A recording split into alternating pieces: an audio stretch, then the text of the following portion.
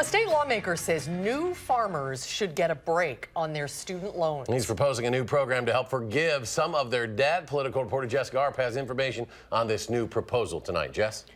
Yeah, the idea is to try and encourage more young people to farm by eliminating some of the steep financial barriers they can face getting into farming at all.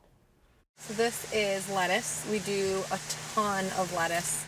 It's the first stages of the season at Raleigh's Hillside Farm. So we're putting in a well, a driveway that makes the farm separate from my parents. And the early stages of a business for Lauren and Kyle Rudersdorf, who met while students at UW-Madison. Kyle was a soil science major, and he loved being outside and working with plants, and he had that end, and I really was passionate about people and building community, and so we were like, let's see if my parents would loan us some land. Let's give this a try. For 5 years, they've grown their community-supported agriculture or CSA farm, even selling vegetables to a downtown food cart. But both have other part or full-time jobs, in part because of some $40,000 in student loan debt. The big thing we're doing now in year 5 is we're building a pack shed and a well and digging our own well separate from my parents. And that's huge, but we had to wait 5 years to feel comfortable to take out that loan because, you know, when you already have $40,000 in debt, you don't want to take out another $50,000 in debt to finance your farm. That's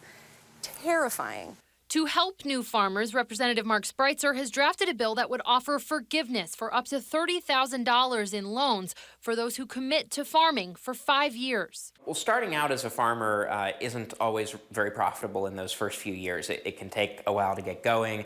There's a lot of other barriers in terms of needing to get access to land and purchase equipment, and all of those are expensive. And as the Rudersdorfs try to tend to their business, they say loan forgiveness could go a long way.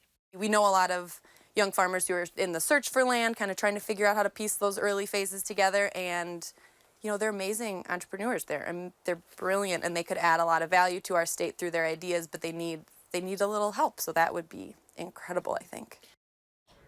The price tag on this measure, though, could be the issue. It would start at $120,000 and offer loans to at least 20 farmers and increase to $600,000 by the 5th year. The bill already has bipartisan support, and Spreitzer is looking for co-sponsors through next week. Now we need that next generation of farmers. Jessica Arp in studio. Jessica, thank you.